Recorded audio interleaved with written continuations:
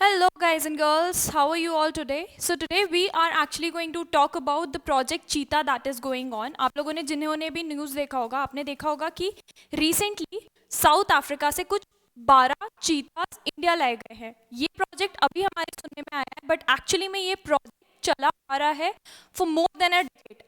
मतलब हमारी गवर्नमेंट एक डेकेड से ज़्यादा 2010 से ट्राई कर रही है प्रोजेक्ट चीता लॉन्च करने का और इंडिया में चीताज लाने का। अब इंडिया में चीताज क्यों लाने पड़ रहे हैं? Cheetahs went extinct in India in the year 1952। एक महाराजा थे, महाराजा रामानुज प्रताप सिंह देव ऑफ कुरिया, ये उनका प्रोविंस था उस टाइम पे, विच डजेंट एग्जिस्ट एनीमोर। एक जो ये महाराजा थे, he was the one who hunted the last 3 cheetahs in India. So जो लास्ट 3 एशियाटिक चीताज थे, उस टाइम पे इंडिया में बहुत सारा चीता पॉपुलेशन था। He was the one who hunted the last 3 as per the records जो कि उनके सेक्रेटरी ने सबमिट किया था। This was done in 1947 and 1952 में officially the cheetahs were declared in India.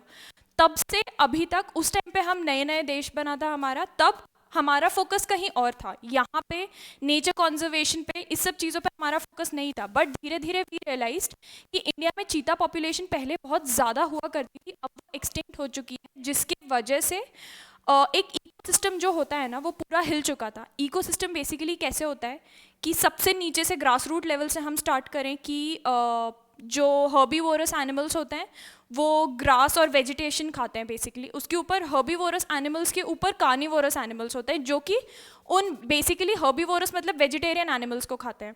तो जब कार्निवोरस एनिमल्स को हटा दो ना, जो कि एक पर्टिकुलर टाइप के जानवरों को खाते हैं, चीतास कभी भी देने वो हंट फॉर ह्यूज कैटल या एनिमल्स, छोटे छोटे जानवरों को खाते थे वो।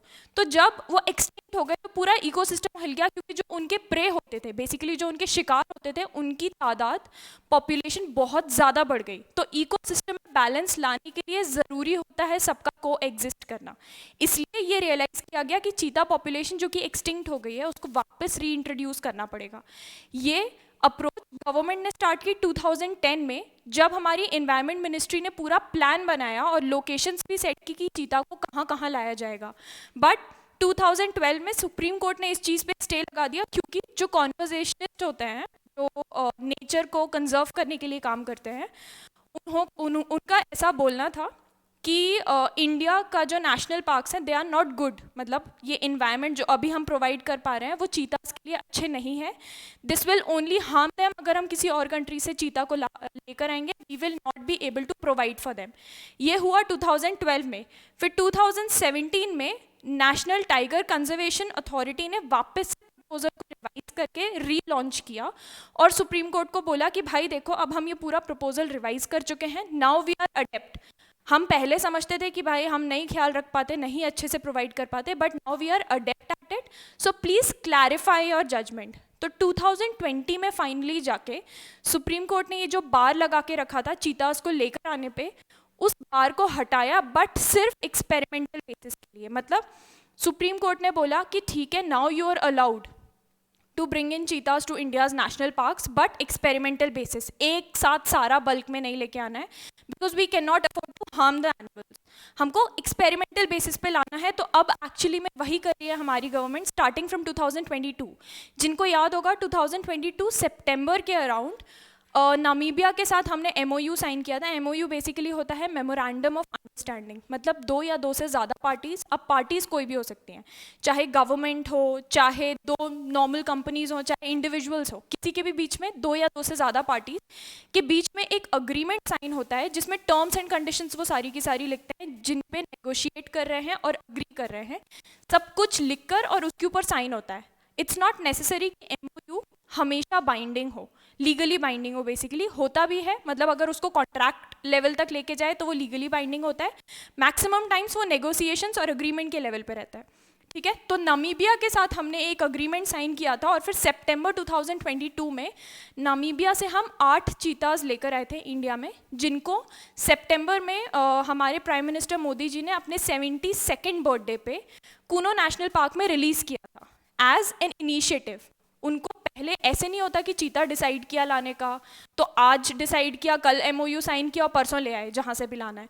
पूरा क्वारंटीन होता है। मतलब उनका फोकस क्या है कि सबसे पहले जिनको लेकर आ रहे हैं जानवरों को, उनको नुकसान नहीं होना चाहिए। दूसरा, उनको क्योंकि हम ऐसे एकदम अलग हैबिटेट से, उनकी जगह से एकदम ही दूसरे जगह पे लेकर आ रहे हैं, तो ऐसा ना हो कि वो कोई नई डिसीज लाकर यहाँ पे स्प्रेड कर दे यहाँ के वाइल्ड लाइफ एनिमल्स के बीच में। ये सब का बहुत ज़्यादा ध्यान रखा जाता है। इसलिए लाने से पहले मिनिमम 30 डेज का क्वारंटीन वहाँ किया जाता है। जैसे नामीबिया से ला रहे थे तो वहाँ क्वारंटीन किया। लाने के बाद यहाँ पे भी, इंडिया के नेशनल पार्क में भी क्वारंटीन, मतलब बेसिकली उनको एक एनक्लोजर में अंदर रखा जाता है ताकि they get use to the environment, क्योंकि वेदर कंडीशंस भी काफ़ी सिमिलर है बट स्टिल थोड़ा डिफरेंट है। यहाँ का वेजिटेशन भी डिफरेंट है, यहाँ के प्रे भी उनके डिफरेंट है, हैबिटेट भी डिफरेंट है। तो धीरे धीरे करके उनको इंट्रोड्यूस किया जाता है। ऐसे नहीं कि लाके सीधा पिंजड़ा खोल दिया और गए। तो ऐसे में तो even the animals are not use to them, क्योंकि कूनो नेशनल पार्क में लायन, टाइगर, लेपर्ड तीनों है। तो these 4 big cats need to coexist. एक दूसरे को ये हंट करने लगेंगे तो फिर वापस से यही प्रॉब्लम आ जाएगी ना, चीता यहाँ लाने का कोई पॉइंट ही नहीं बचेगा। तो 8 चीतास को नामीबिया से लाके यहाँ पे सितंबर में छोड़ा गया था, सितंबर 2022। उसके बाद से साउथ अफ्रीका से काफ़ी टाइम से बात चल रही थी, जुलाई से भी पहले से, बट कुछ डील होने में लेट हो रहा था उनके तरफ से, जिसके वजह से वहाँ के चीतास क्वारंटीन में 4 महीने से थे। मतलब 4 महीने से उन्होंने खुद से हंट नहीं किया था, जिसके वजह से हमारे साइंटिस्ट्स, उनको चिंता हो गई थी कि because their health was declining, because they are wild animals, उनको एक जगह आपने बंद कर रखा है, तो their health was declining. But finally this MOU went through, और अभी फरवरी में रिसेंटली जाकर सारे 12 चीतास, 8 मेल्स एंड 5 फीमेल्स को लेकर आया गया है इंडिया में। और अब वो क्वारंटीन एक बेसिकली एनक्लोजर में रहेंगे, उससे धीरे धीरे करके उनको रिलीज किया जाएगा। ओके, सारा का सारा बेसिकली साइंटिस्ट, कॉन्जर्वेशनलिस्ट और हमारी इन्वायरमेंट मिनिस्ट्री सब मिलकर देखते हैं, लोकेशन सेट करते हैं कि कहाँ पे इन चीतास को रिलीज करना चाहिए। तो द बेस्ट लोकेशन जो देखा गया, बेस्ट टॉप 10 लोकेशंस में से टॉप लोकेशन जो देखी गई, that was Kuno national park. और वहाँ पे ही नामीबिया से भी जो चीतास लेके आए हैं उनको रिलीज किया गया है। Kuno national park is in Madhya Pradesh. वो बेस्ट लोकेशन इसलिए थी क्योंकि दैट वाज विलेज और टाउन से काफ़ी दूर था, और प्लस वहाँ पे ह्यूमन इंटरवेंशन बहुत ज़्यादा नहीं था, तो ह्यूमन एनिमल कॉन्फ्लिक्ट बहुत कम था वहाँ पे, और टाउन या विलेजेस से भी दूर था वो। मतलब it was the best area. And plus जिस टाइप का फॉरेस्ट लोकेशंस वो प्रोवाइड करते हैं वो आइडियल फॉर चीताज होते हैं, क्योंकि चीताज को चाहिए रहता है ग्रासलैंड्स। और mainly one of the reasons ये भी था हंटिंग के अलावा कि चीताज वेंट एक्सटिंक्ट इन इंडिया, क्योंकि इंडिया में ग्रासलैंड हुआ करते थे बहुत बड़े बड़े, जो कि बाद में जाके, क्योंकि हम बहुत रैपिड एग्रीकल्चर और वो सब करने का हमने ट्राई किया आफ्टर इंडिपेंडेंस, क्योंकि हमको अपनी इकोनॉमी बिल्ड करनी थी, तो जितने जहाँ ज़मीन मिले वहाँ पे हमने खेती की है। तो जो grass land, basically wild land थे, जंगल थे, उनको हटा के हमने खेती करना स्टार्ट किया, तो उनका हैबिटेट चला गया। तीसरा एक और जो रीज़न था चीता की डिक्लाइनिंग पॉपुलेशन के लिए, वो ये भी था, it started in the 12th century actually, Mughal empire के टाइम पे, और ख़ासतौर पे Akbar, they use to catch cheetahs and domesticate them. उनको पालतू जानवर बना के रखते थे, क्योंकि वो छोटे छोटे पेस्ट्स और रोडेंट्स और इस टाइप के जो एग्रीकल्चरल लैंड्स और क्रॉप्स को डिस्ट्रॉय करता है ना, उनको हंट करते थे वो। And they were most docile cats, मतलब जो सारे बिग वाइल्ड कैट्स जो हमको याद आता है ना, लायन, टाइगर, लेपर्ड, चीता, इन सब में चीता was one of the most docile cat, मतलब सबसे ज़्यादा बात सुनने वाली, ओबे करने वाली। वाइल्ड और फेरोशियस उतना ज़्यादा नहीं थे, उनको इजी था डोमेस्टिकेट करना, तो उनको डोमेस्टिकेट भी किया गया। ऐसे बोला जाता है कि सिर्फ अकबर ने अकेले ही 1000 से ज़्यादा चीतास को पकड़ के उनको डोमेस्टिकेट किया था। तो ऐसे में उनका पूरा इकोसिस्टम तब से ही डैमेज होना स्टार्ट हो गया था, जो बढ़ता गया टिल 1952 में वो फाइनली एक्सटिंक्ट हो गए। ठीक है, हमारे लिए की पॉइंट्स टू रिमेंबर है कि सबसे पहले हमने नामीबिया के साथ एक MOU साइन किया और साउथ अफ्रीका के साथ। तो हमारा MOU साउथ अफ्रीका के साथ साइन हुआ है, उसके अंडर कुछ 10 से 12 चीतास एनुअली हम लेकर आएंगे, मतलब हर साल अगले 8 से 10 साल तक।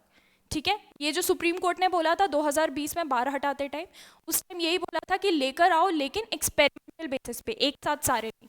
प्लस जिनका ये क्वेश्चन है कि एशियाटिक चीतास क्यों नहीं लेके आए, क्योंकि मतलब डिफरेंट स्पीशीज़ होती है ना, cheetahs are not same all over पूरे दुनिया में।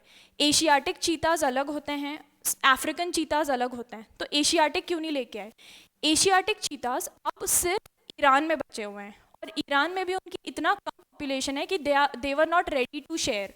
एक्चुअली में हमने ये भी ट्राई किया था कि चीताज को क्लोन करने का, बट ईरान के पास जो चीताज हैं they were not ready to share या सेंड, क्योंकि उनके पास खुद की पॉपुलेशन भी उनके यहाँ चीताज की बहुत कम थी, वो अफोर्ड नहीं कर सकते थे भेजना।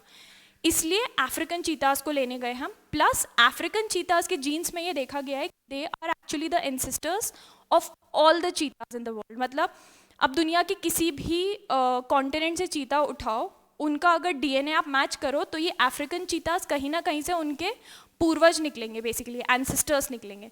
तो मतलब it is sort of a similar thing only, आप उनके एंसेस्टर्स को लेके आ रहे हो, तो basically they can adapt here as well. तो उनको धीरे धीरे क्वारंटीन करके धीरे धीरे करके निकाला जाएगा। And by the way, did you know कि चीता एक्चुअली, द वर्ड चीता originated from the Sanskrit word, जिस संस्कृत वर्ड का मतलब होता है द स्पॉटेड वन, क्योंकि चीता के ऊपर ऐसे चिट्टे चिट्टे होता है ना, तो दैट संस्कृत वर्ड से ये नाम चीता निकल के आया है, जिसका मतलब होता है the spotted one. So this is a very very interesting tidbit. Again Iran से हम पहले ट्राई कर रहे थे एशियाटिक चीता लाने का, बट हमको अफ्रीका क्यों जाना पड़ा, I hope it's clear to everyone. हमने नमीबिया से अभी तक 8 चीताज इम्पोर्ट कर लेकर आ गए हैं, एंड साउथ अफ्रीका से अभी के लिए 12 लेकर आए हैं। अगले 8-10 सालों में एंड हम धीरे धीरे करके और लेकर आएंगे, ठीक है। क्वारंटीन करना ज़रूरी है क्योंकि इंडियन वाइल्ड लाइफ लॉज के अंडर भी है, और उनके लिए अच्छा भी होता है, क्योंकि सीधे आके आप उनको यहाँ पर रिलीज़ कर दोगे ना, तो वो कैसे बिहेव करेंगे, और एनिमल्स जो ऑलरेडी वहाँ पे एग्जिस्ट करते हैं वो कैसे बिहेव करेंगे, all this is very risky. That's why it's important कि क्वारंटीन करके धीरे धीरे करके रिलीज़ किया जाए। So this is all about project चीता which is going on, which is basically to reintroduce cheetah in India, जो कि extinct हो गए थे 1952 में।